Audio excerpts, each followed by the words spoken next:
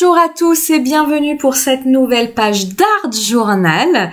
Je continue à travailler dans mon carnet Annemule format A5, c'est du papier cellulose et nous allons aujourd'hui réaliser une page mêlant les tampons de l'encre et l'image, cette planche avec les petites fraises dont je vais me servir pour réaliser mon fond, et puis les tampons Stampin' Bella là qui viennent de sortir cette année, il y a quelques semaines. Donc on va faire ça ensemble. Pour réaliser mon fond, je vais utiliser la technique du résiste. Donc je vous rappelle, pour ceux qui ne connaissent pas ou ceux qui connaissent, ça fait un rafraîchissement. La technique du résiste, elle consiste à embosser dans son fond de page un motif, l'embosser avec la couleur que vous souhaitez. Moi j'utilise ici un mélange de poudre, une poudre Wow blanche et une poudre E-Zinc transparente à paillettes.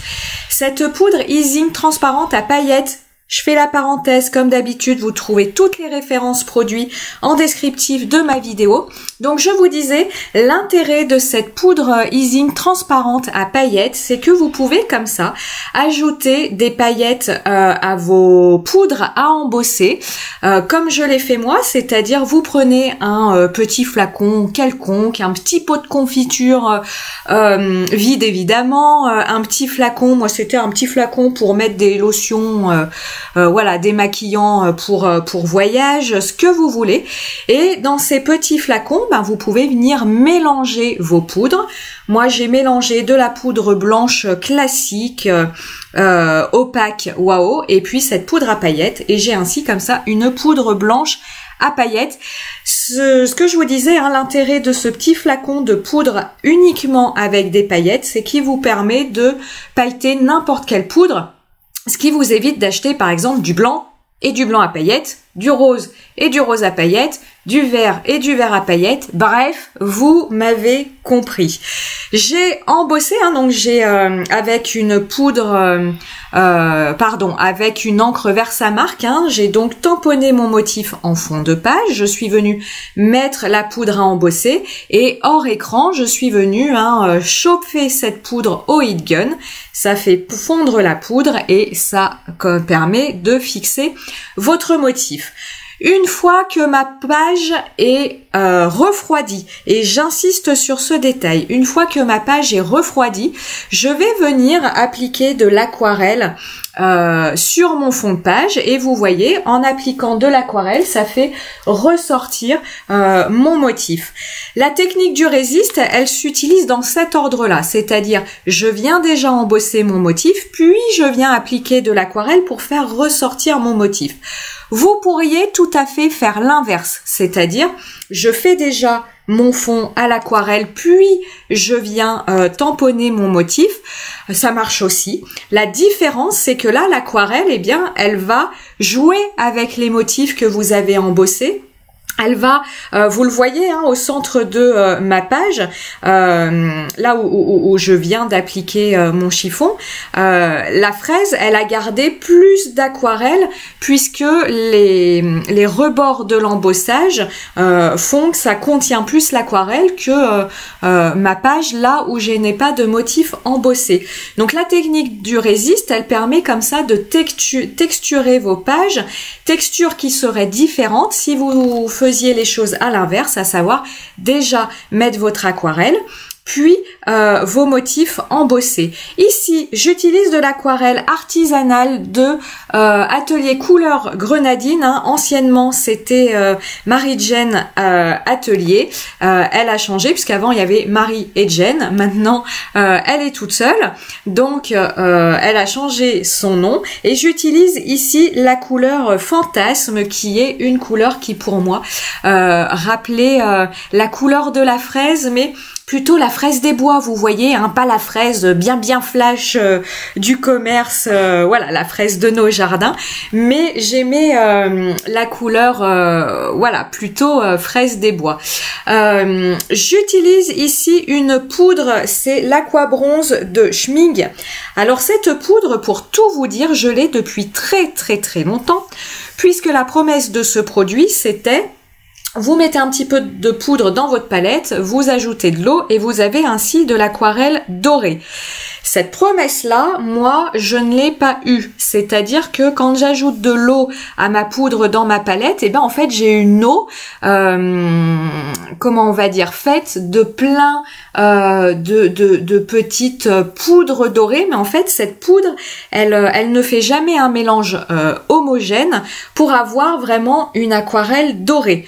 Je l'avais mise de côté, j'étais très chonchon d'avoir acheté ce truc qui me donnait pas l'effet que je recherchais. Et puis très récemment, Anne-Lise a utilisé ce produit dans une de ses réalisations à l'aquarelle, en y ajoutant, comme je le fais ici, en l'ajoutant dans son fond de page. Et on retrouve l'effet qui me rendait chonchon, c'est-à-dire pas un mélange homogène, mais vraiment une poudre dorée, mais qui ici m'intéresse puisque cet effet poudre dorée va venir se mélanger à mon aquarelle de mon fond de page, et on va pas comme ça avoir une tache d'aquarelle dorée, mais on va vraiment avoir un effet poudré qui est lui très très sympathique. Donc je la remercie si elle passe par là, parce que voilà, j'avais vraiment mis au rebut ce produit, ça m'avait agacé. Alors je sais plus combien il coûte, vous verrez ça. Mais voilà, ça m'avait quand même agacé d'acheter un truc que finalement je n'utilisais pas. Et puis ça m'a permis de le ressortir. Et puis évidemment, en cherchant les liens pour les produits pour la vidéo, j'ai pu voir qu'il y avait une poudre bronze et puis une poudre argent. Voilà, donc ça laisse des idées pour la suite. Comme on est chez Atelier Couleurs Grenadine, comme on est sur des couleurs des aquarelles granuleuses, je ne suis pas venue sécher au heat gun mon fond de page. Mon fond de page, vous l'avez vu réaliser. Je l'ai laissé bien sagement sécher à côté de moi. Je vous rappelle, l'aquarelle granuleuse, si vous voulez avoir l'effet de granulation, la première chose, c'est d'utiliser quand même un papier à texture, texturé. La deuxième chose, c'est de bien diluer votre aquarelle avec de l'eau pour permettre aux pigments de se séparer les uns les autres. Et la troisième chose, c'est de permettre à l'aquarelle, c'est lui laisser le temps décidément je m'étouffe, c'est de lui laisser le temps à l'effet de granulation de se mettre en place, au pigment, lui laisser le temps à ce que les pigments se séparent les uns les autres, et pour ça il faut du temps. Je vous rappelle aussi que le heat gun, vous aurez compris, je suis pas très fan. Je l'assume.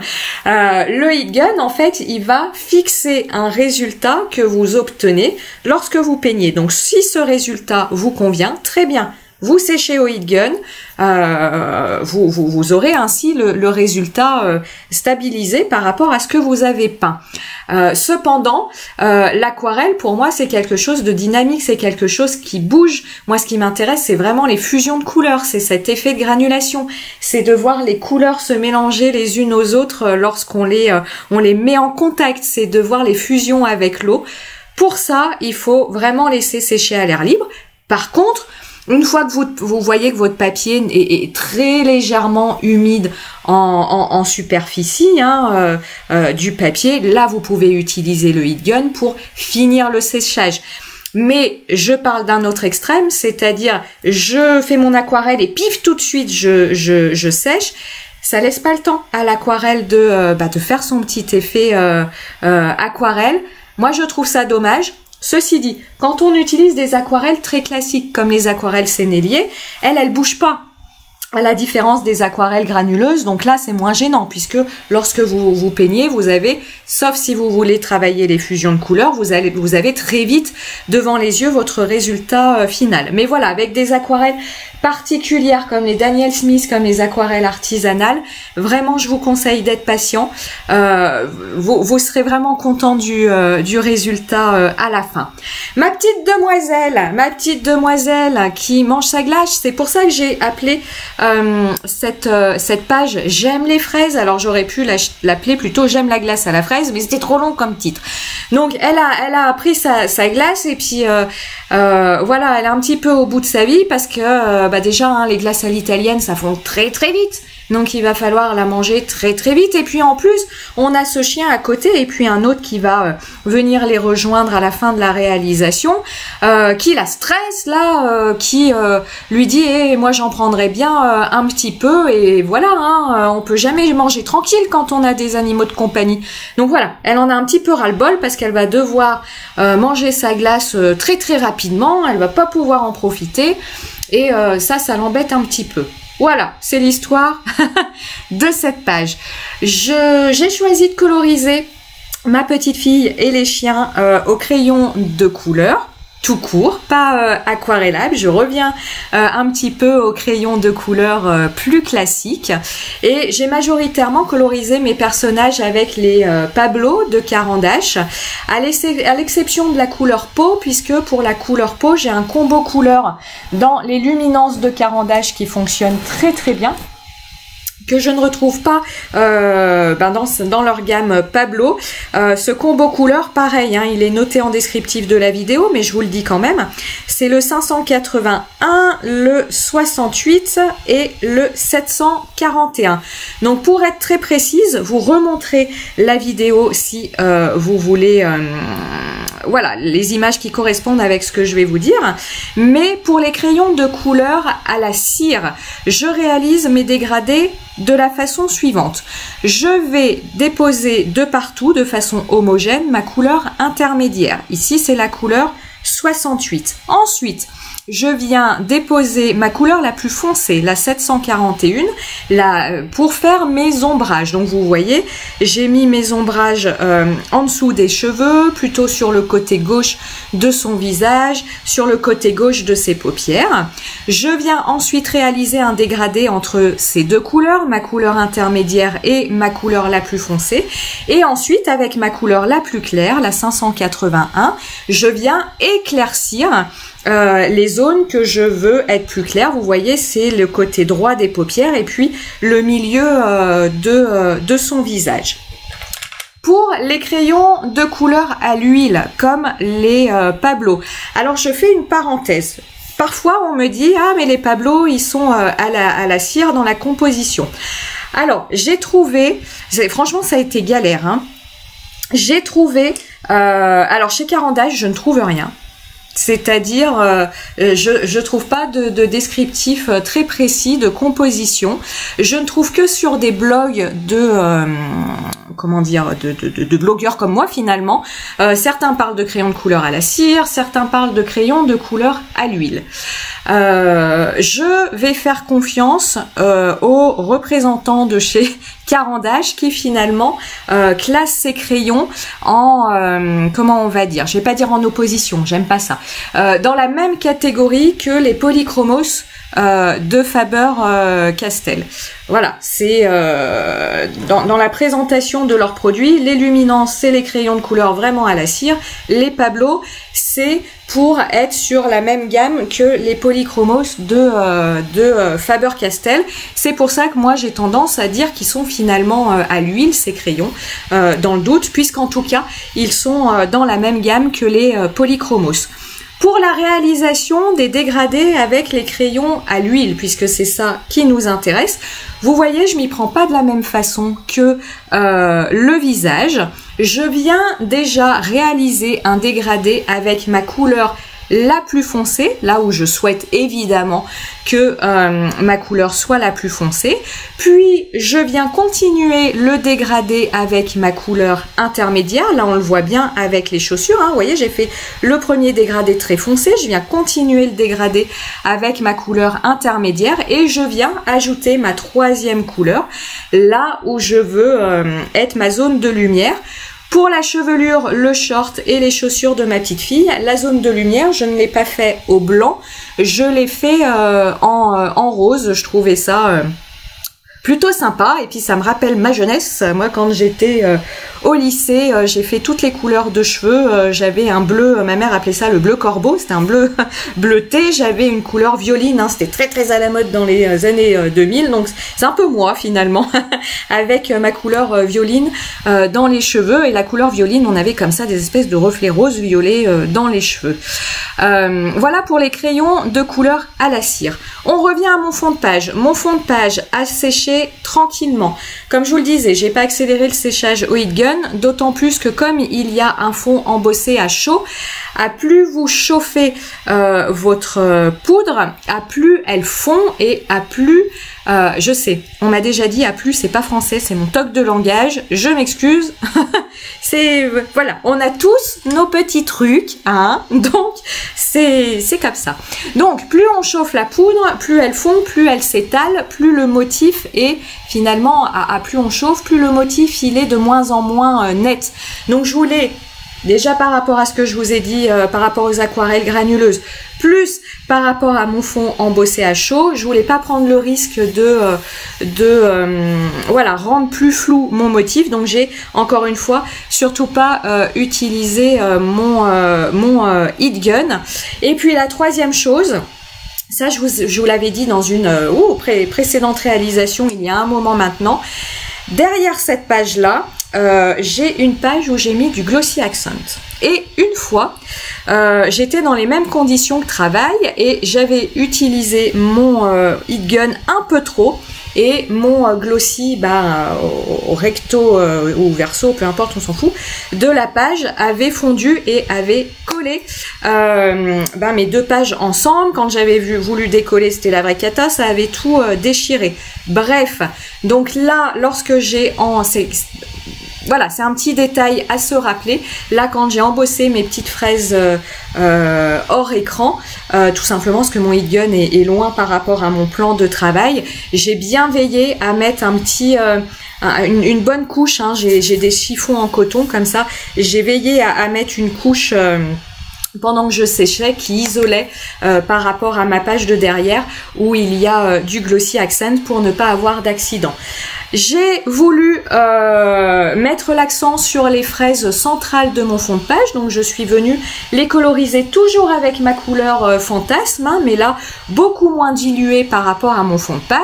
Je suis venue faire des projections toujours avec la même couleur d'aquarelle dans mon fond de page, et là j'ai réalisé des projections avec mon marqueur acrylique doré, pareil pour venir texturer mon fond de page et rappeler ma poudre dorée de mon fond de page. Vous le voyez, mon petit chien, donc il y avait le chien qui veut manger la glace, et puis le chien qui a le masque, c'est celui qui va avec le petit garçon qui mange sa glace.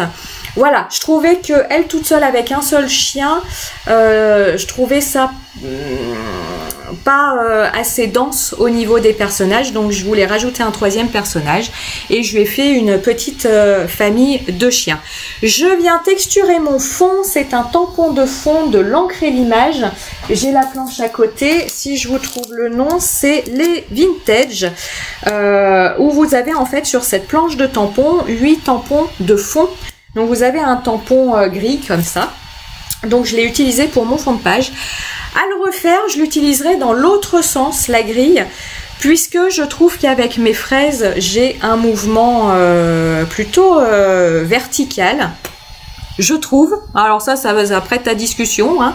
Et je trouve que ce mouvement vertical est du coup un peu cassé avec le mouvement horizontal de ma grille, donc à le refaire, je le ferai plus vertical, d'autant plus que ma page avec un format A5 est plus en format vertical, hein, plus en format portrait. Mais voilà, c'est vraiment du détail, hein. C'est au moment de le faire où je me suis dit, ah mince, ça aurait été peut-être encore mieux dans l'autre sens, mais c'est pas bien grave. Je viens coller le tout avec ma tacky glue. Voilà une petite photo de famille en mangeant la glace, et puis je vais venir rajouter sur le masque de plongée de mon petit chien. Je croyais que je le faisais maintenant, ça vous spoil pour tout à l'heure. Je viens lui rajouter du glossy accent, hein, pour mimer l'effet masque de plongée de mon chien. Pour le détourage, ma jeune fille, vous voyez, hein, sur le modèle, elle a plein de petits frisottis qui ressort de sa coiffure. Évidemment, je ne me suis pas enquiquinée à faire tout le tour de ces petits frisottis avec mon ciseau de détourage. Au moment de détourer mon personnage, j'ai coupé les frisottis et puis je suis venue là les ajouter en recopiant le modèle, hein, c'est pas très compliqué. Je suis venue les ajouter avec un stylo noir, pointe fine, voilà, à l'endroit où initialement il y avait ces frisottis. Sur ma glace, je viens ajouter de l'Aqua Shimmer, c'est de l'eau avec simplement de la nacre. Étant donné que j'utilise du crayon de couleur, mon crayon de couleur en dessous ne bouge absolument pas. J'en ai mis deux couches pour avoir quelque chose de bien brillant. Je viens ajouter mon Glossy Accent et là vous avez une belle vision sur mon profil, puisque étant complètement myope, c'est le genre de choses où j'ai besoin d'être très près de ma page pour ne pas faire de bêtises. Voilà ma page terminée, le glossy a séché, vous voyez le côté très brillant hein, sur My Glass. J'ai pas voulu mettre du glossy sur My Glass parce que voilà, je voulais vraiment garder l'effet plastique du masque, l'effet de la poudre dorée, le rendu de mes fraises, la granulation de l'aquarelle. J'espère que cette page vous a plu et moi je vous dis à très bientôt. Ciao ciao.